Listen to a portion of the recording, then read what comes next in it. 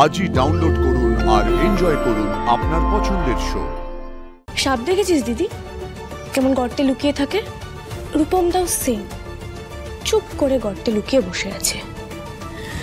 বুদ্ধি করে এমন একটা মোক্ষম টোপ ফেলতে হবে যাতে নিজে নিজেই গর্ত থেকে বেরিয়ে আসে। Hello sir. হ্যাঁ শোনো আরশি। হ্যাঁ, কোনো খবর পেলেন? নর্থের একটা ব্যাংকের ব্রাঞ্চ থেকে আমাকে কল করেছিল।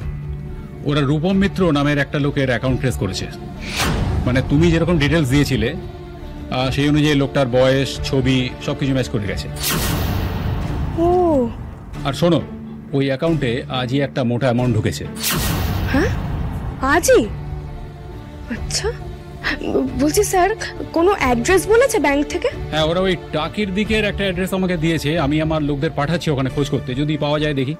না না, টাকি মানে তো পুরনো অ্যাড্রেস, ওখানে ওকে পাওয়া যাবে না স্যার। ও আচ্ছা, ঠিক আছে। একটা ট্রেস যখন পাওয়া গেছে তখন বাকিটা আমরা ঠিক পেয়ে যাব। আমরা আমাদের মতন খোঁজ চালাচ্ছি, কোনো আপডেট পেলে আমরা তোমাকে জানাচ্ছি। ওকে, ছাড়লাম। কিরে, কিছু খবর পেলি? একটা টাকির অ্যাড্রেস পাওয়া গেছে, কিন্তু সেটা দিয়ে কোনো লাভ হবে না। তবে একটা ব্যাংক অ্যাকাউন্টেরও খোঁজ পাওয়া গেছে জানিস দিদি, আর সেটাতে আজই একটা মোটা অ্যামাউন্টের টাকা ঢুকেছে। কিন্তু ওকে এই টাকাটা কে পাঠাবে? কে আবার? আমার মন বলছে টাকাটা সেই পাঠিয়েছে যে রূপম তাকে দিয়ে কাজটা করিয়েছে। হয় মধুবনী ম্যাডাম, না হলে JJ.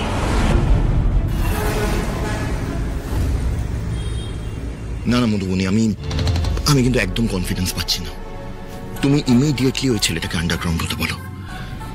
R she is very dangerous, very dangerous. জেজে কিন্তু ভুল কথা বলছে না মধুবনী ম্যাডাম।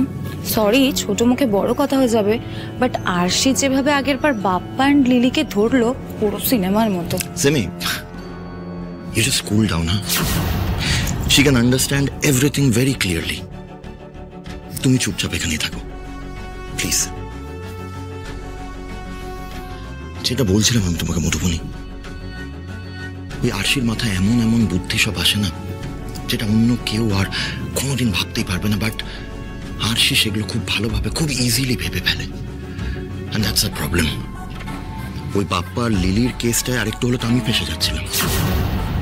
So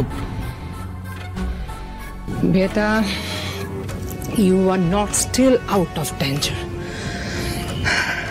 পুলিশ ট্রেনে তোমায় ট্র্যাক করছে। নেহা ডিটেকটিভ ডিপার্টমেন্টের ওই বাচ্চা স্টুডেন্টগুলো তোমার ফ্যান, আর এই দামিনীর মানি, তাই তুমি এখনো বেঁচে আছো। আর একটার পর একটা প্রবলেম ক্রিয়েট করে যাচ্ছে। Mom is very right Madhubani.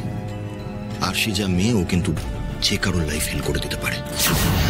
তাই তোমাকে আমি একটা অ্যাডভাইস দেবো, তুমি যখন মার্শিকে একটা কেস খাওয়াতে পেরেছো, মানে একটা গান যখন তুমি মারতে পেরেছো, তখন সেটাকে জিয়ে রাখার চেষ্টা করো। আরশি যেন কোনোভাবে ওই ছেলেটাকে ধরতে না পারে। বাট হ্যাঁ, আরশি যদি কোনো রকম ভাবে ওই ছেলেটাকে ধরে ফেলে, তাহলে কিন্তু তুমিও কেস খেয়ে যাবে মধুবনী। এটা আমি তোমাকে বলে রাখলাম। রাইট, আর যদি এটা হয় তাহলে that will be a big blunder. আর কিন্তু সাক্ষ্য তোমাকে বিশ্বাস করতে পারবে না, ক্ষমাও করবে না। তারপর ভেবে দেখেছো তোমার কি হবে? আই আন্ডারস্ট্যান্ড আন্টি, কিন্তু এবার আমি পুরোপুরি আটঘাট বেঁধে পুরো প্ল্যান রেডি করে তারপরই নেমেছি। রূপমকে আমি আন্ডারগ্রাউন্ড করার ব্যবস্থা করে ফেলবো, বাট কোনোভাবে যদি আরশি রূপমের কাছে পৌঁছেও যায়, সেটা আশা করি হবে না। আমি সেই পথটা দেখতে পাচ্ছি না, বাট দাও, আমাকেও কোনোভাবে ট্রেস করতে পারবে না। আরশি, একটা কথা বল, একটা ব্যাংক অ্যাকাউন্ট থেকে তুই রূপমকে কি করে খুঁজে পাবি? তুই তো নিজে বললি ওটা পুরনো ঠিকানা, তাহলে ও কবে ব্যাংক থেকে টাকা তুলতে আসবে সেই আশায় বসে থাকবি? আরে অত সময় থাকলে তো হয়েই গেল। আর ব্যাংকে কটা লোক যায় এখন, সবই তো ফোনেই হয়ে যায়। অ্যাকাউন্ট ধরে ওকে পাওয়া যাবে না। তাহলে দেখ, একজন লোক যদি নিজে নিজেই লুকিয়ে থাকে তাহলে 2-1 দিনের মধ্যে তাকে খুঁজে পাওয়া কি অতই সহজ নাকি? এই আরশি, তোর মনে আছে সাক্ষ্যদার ছোট কাকা যখন হারিয়ে গেছিল, খুঁজে পাওয়া যাচ্ছিল না, আর এই বাড়ির লোকেরা গেছিল তোর কাছে খোঁজ করতে? তুই কি বলেছিলি? একজন লোক যদি নিজে নিজে লুকিয়ে থাকে, নিজের থেকেই হারিয়ে যায়, তাকে খুঁজে পাওয়া সহজ না? তাহলে এত বড় শহরে রূপম কোথায় ঘাপটি মেরে বসে আছে, তুই কি করে খুঁজে পাবি, কি করে ধরতে পারবি?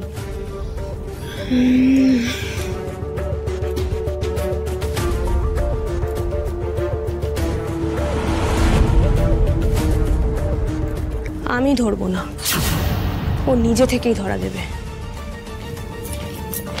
মানে? মানে সাপ দেখেছিস দিদি কেমন গর্তে লুকিয়ে থাকে? রূপমদাও সেম, চুপ করে গর্তে লুকিয়ে বসে আছে। বুদ্ধি করে এমন একটা মোক্ষম টোপ ফেলতে হবে যাতে নিজে নিজেই গর্ত থেকে বেরিয়ে আসে।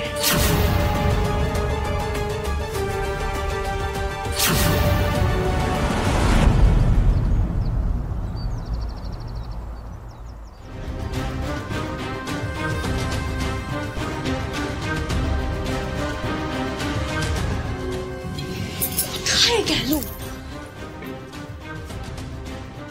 কিরে আরশি, কিরে এত বেলা হয়ে গেল, তুই নিচে এলি না? খাবারটা আমি এখানে নিয়ে চলে এলাম। খাওয়া দাওয়া না করলে শরীর খারাপ করবে তো। দেখে আমার শরীর নিয়ে ভাবার সময় নেই দিদি, আমি রূপমদাকে পাচ্ছি না, জাস্ট ভ্যানিশ হয়ে গেল লোকটা। আমাকে যতক্ষণ পাচ্ছি না আমার গলা দিয়ে খাবার নামে না, নিয়ে যা তুই। কোথায় লুকোলো শয়তানটা? ও খবর না অবধি না এই ভেতরের ঝড় থামবে না আমার। এই যে এই ঝড়ের সাথে জুঝতে গেলে তো শরীরে শক্তি থাকবে, তাই না? এদিকে আয়, এদিকে আয়। বস বস, এখানে বস, তুই শান্ত হতো, এনে খা। আরে ব্রেড আমি খাবো না। আমি খাবো। আরশি, পুলিশ নতুন কিছু জানালো? না গো, ওই ব্যাংকের আপডেটটার পর তো কিছুই জানা যাচ্ছে না, তবে বলছে যে ইনফরমেশন পেলেই জানাবে। বাবা, এ তো দেখছি পুলিশকেও ঘোল খাইয়ে দিচ্ছে। হ্যাঁ, আমি আমার লাইফে যত ইনফরমারদেরকে চিনতাম তাদের সকলকে কাজে লাগিয়ে দিয়েছি। কেউ এই রূপমের টিকিটাও খুঁজে পাচ্ছে না, কেউ কিচ্ছু বলতে পারছে না ও কোথায়। কি করে ওকে পাওয়া যায় বলো তো? ঋতুদি, এভাবে না হবে না, ওকে ওকে কিছু একটা টোপ দিতে হবে, টোপ দিয়ে বের করতে হবে ওকে। টোপ? কি টোপ দেবে? কি টোপ মানে কিছু একটা যেটা লোভে ও নিজে থেকে বেরিয়ে আসবে। দেখো, আমি তোমার থেকে যতদূর শুনেছি তাতে আমি জানি যে রূপমের প্রচন্ড পরিমাণে টাকার লোভ। কাউকে তো আর হাওয়ায় হাওয়ায় টাকার লোভ দেখানো যাবে না। টাকার লোভ তো নিশ্চয়ই আছে, কিন্তু এক্স্যাক্টলি কিসের চাহিদা সেটা জানতে হবে। মানুষকে তো চাহিদা অনুযায়ী টোপ দিতে হয় না। ও কি দেখলে নিজেকে রেজিস্ট করতে পারবে না আমি সেটাই বুঝতে পারছি না, কারণ অনেকদিন যোগাযোগ নেই। ও কি ভাবে, কিসের লোভ, কিছুই তো জানি না আমি।